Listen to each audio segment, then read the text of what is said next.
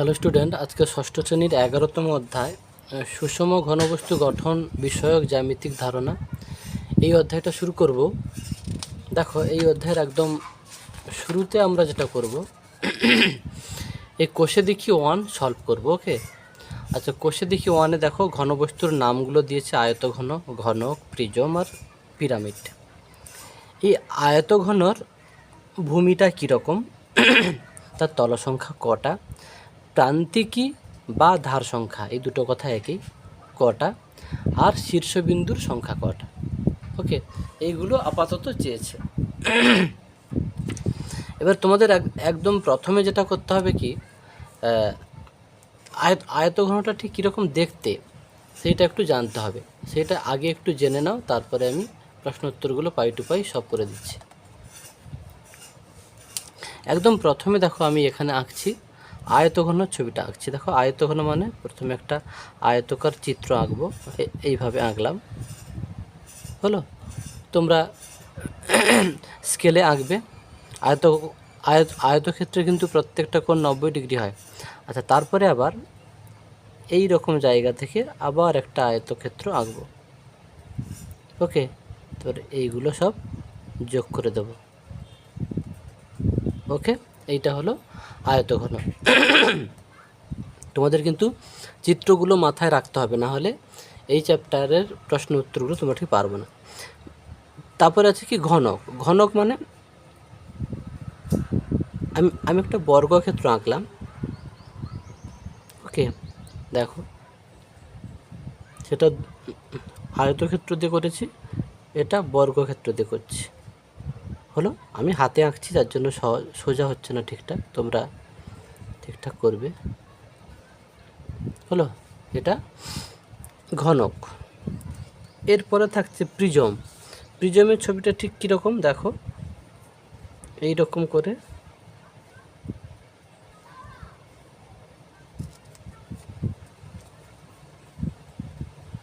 ওকে, এখানে এই রকম করে একটা, আর এখানেও এরকম করে একটা। এই ক্লিয়ার? এটা তাহলে প্রিজম হলো। আমি লিখে দিচ্ছি, যাদের সমস্যা হবে, প্রিজম। ওকে, আর এটা ঘনক, আর এটা হচ্ছে আয়তঘন।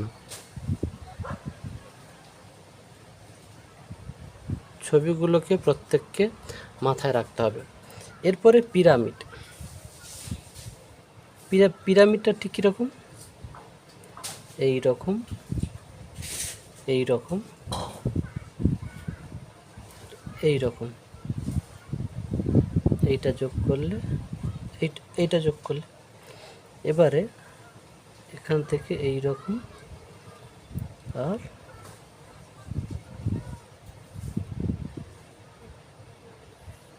এই রকম।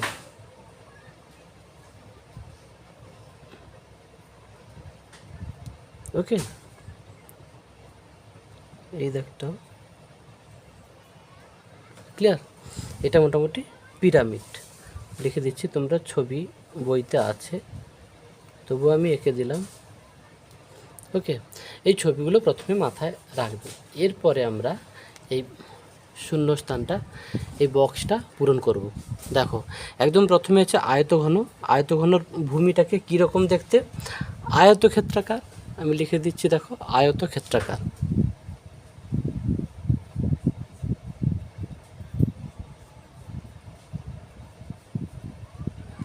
ওকে, আয়তক্ষেত্রাকার। আচ্ছা, এর আয়তঘনর তল সংখ্যা কটি?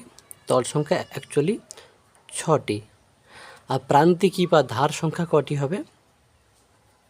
12টি। ওকে, আর শীর্ষবিন্দু সংখ্যা হবে 8টি। ওকে, আচ্ছা, এবারে ঘনকের ভূমিটা কেমন? বর্গক্ষেত্রাকার।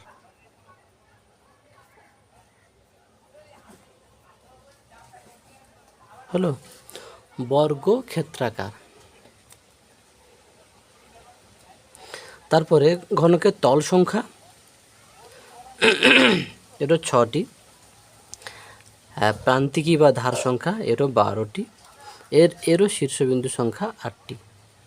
আচ্ছা, প্রিজম এবারে ত্রিভুজাকার, চতুর্ভুজাকার, পঞ্চভুজাকার আর ষড়ভুজাকার। আচ্ছা, প্রিজম যদি ত্রিভুজাকার হয় তখন তার তল সংখ্যা হবে 6টি, হলো। আর তখন তার প্রান্তিকী সংখ্যা হবে 6টি নয়, এটা 5টি। ওকে, তাহলে 5টি। প্রিজম যদি ত্রিভুজাকার হয় তাহলে তল সংখ্যা 5টি হবে, আর প্রান্তিকী বা ধার সংখ্যা 9টি, আর শীর্ষবিন্দু সংখ্যা 6টি। আর প্রিজম যদি চতুর্ভুজাকার হয় তখন তার তল সংখ্যা হবে 6টি, আর প্রান্তিকী বা ধার সংখ্যা হবে 12টি, আর শীর্ষবিন্দু সংখ্যা হবে 8টি। ওকে। আর প্রিজম যদি পঞ্চভুজাকার হয়, তার তল সংখ্যা হবে 7টি। ওকে। আর তার প্রান্তিকী বা ধার সংখ্যা হবে 15টি, আর তার শীর্ষবিন্দু সংখ্যা হবে 10টি। ওকে। আর প্রিজম যদি ষড়ভুজাকার হয়, ষড়ভুজাকার হলে তার তল সংখ্যা হবে 8টি, আর প্রান্তিকী বা ধার সংখ্যা হবে 18টি, আর শীর্ষবিন্দু সংখ্যা হবে 12টি। ওকে। তারপরে প্রিজম পিরামিড। তারপরে দেখো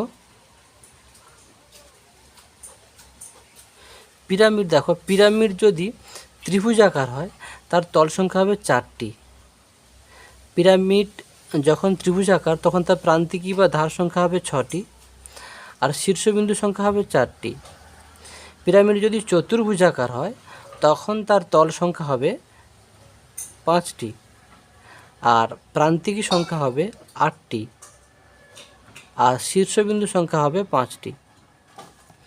আর প্রিজম যদি পঞ্চভুজাকার হয়, প্রিজম নয়, পিরামিড যদি পঞ্চভুজাকার হয় তখন তার তল সংখ্যা হবে 6টি, প্রান্তিকী বা ধার সংখ্যা হবে 10টি, আর শীর্ষবিন্দু সংখ্যা হবে 6টি। আর পিরামিড যদি ষড়ভুজাকার হয় তখন তার তল সংখ্যা হবে 7টি, আর তার প্রান্তিকী বা ধার সংখ্যা হবে 12টি, আর তার শীর্ষবিন্দু সংখ্যা হবে 7টি। ওকে। আর একটা বলি, আচ্ছা, আয়তঘন একটা উদাহরণ। তুমি ইট হলো, বই, হ্যাঁ, এগুলো কিন্তু আয়তঘন হবে। আর ঘনক হচ্ছে ওই যে রুটবালির ছক্কা। হ্যাঁ, রুটবালির ছক্কাটা কিন্তু হচ্ছে ঘনকের উদাহরণ। মানে এই ছবিগুলো মাথায় রাখলে তোমার এগুলো হিসাব করতে খুব সুবিধা হবে। ওকে। যাই হোক, তাহলে আমরা এর পরের দাগে আমরা যাচ্ছি। 2 দাগে ছবির সাথে ঘনবস্তুর নাম, এই যে ঘনবস্তুর নাম দেওয়া আছে ছবির সাথে মেলাতে বলছে। এটা হবে, এইটা কিন্তু এই দেখো সব আয়তঘন হবে। এটা কিন্তু আয়তঘন। এই যে এখানে 4 লেখা আছে, আমি এখানে 4 লিখে দিচ্ছি, বা তোমরা আয়তঘন আছে আমি আয়তঘন লিখে দিচ্ছি।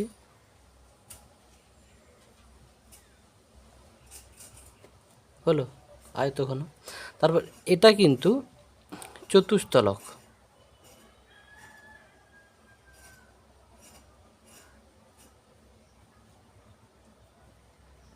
এটা চতুস্তলক, এটা হচ্ছে ঘনক, আর এটা পিরামিড।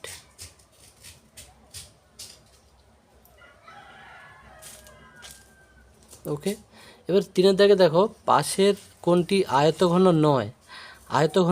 ইটও আয়তঘন হবে, হ্যাঁ, ছক্কা, বই, এগুলো সব আয়তঘন হবে। ওকে। বোতল, ওকে, বোতলটা হচ্ছে কিন্তু আয়তঘন নয়। পাশের কোনটির আকার চোঙের মতো। চোঙের মতো দেখো, দুধের কৌটো, এটাই শুধু চোঙের মতো। একটি তল দিয়ে তৈরি ঘনবস্তু হলো, একটি তল দিয়ে তৈরি ঘনবস্তু কিন্তু বল হবে। ওকে। পাশের কোনটি ঘনক তৈরি করবে না, এই দ্বিতীয়টি ঘনক তৈরি করবে না। বোঝা গেল। এরপরে আমরা যাচ্ছি দেখো 4 দাগে। বিভিন্ন বিন্দু দিয়েছে আর নিচে দেখো কন্ডিশনগুলো দিয়ে দিয়েছে। আমরা কি করব, এই যে দেখো এই যে 1 2 3 4 এরকম দেওয়া আছে, এগুলো সব যোগ করতে বলছে। যোগ করি এবং কি পাই তা লিখি।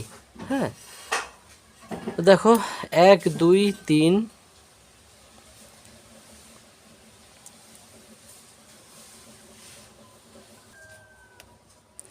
দেখো তাহলে 1 2 3 4 1 1 2 3 4 1 যোগ করেছে।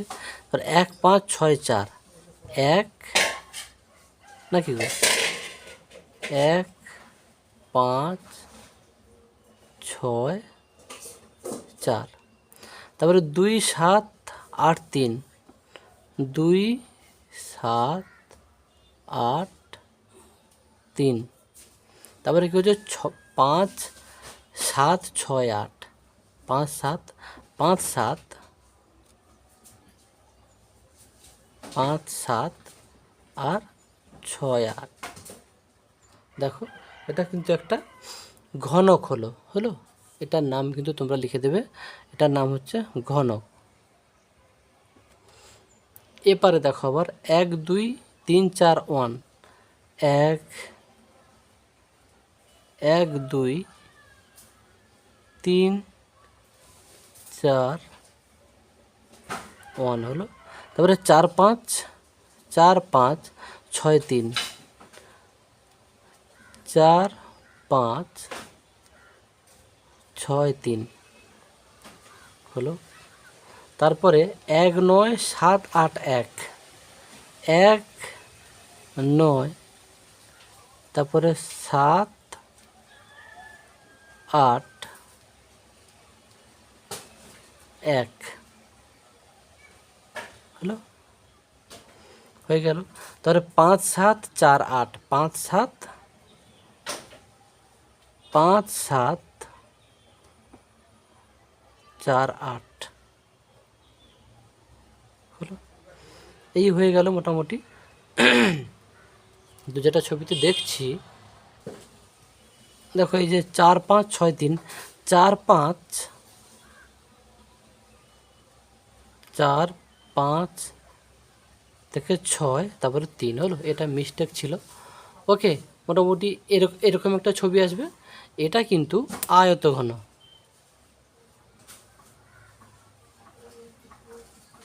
হলো। তাহলে মোটামুটি এই চ্যাপ্টার শেষ হয়ে গেল। এই চ্যাপ্টার সাজেশান বলে কিছু থাকছে না, প্রত্যেকটা জিনিস এই চ্যাপ্টার সাজেশান যদি বলো, তোমাদের আয়তঘন, ঘনক, প্রিজম, পিরামিড এর ছবিগুলো খুব ভালো করে হচ্ছে মাথায় রাখবে। আর ওই যে একের দাগের যে ছকটা সেটাকে ভালো করে করবে, আর অন্যান্যগুলো একটু দেখে নেবে। ওকে, বিশেষ করে একের দাগের ছকটা পুরোটা, আর আয়তঘন, ঘনক, প্রিজম, পিরামিডের ছবি এবং উদাহরণ, আর 3-এর দাগেরগুলো হলো। এগুলো মোটামুটি ভালো করে করলে এই চ্যাপ্টার থেকে সমস্ত প্রশ্ন তোমরা পেয়ে যাবে। ওকে, আমরা পরবর্তী চ্যাপ্টারতে যাব।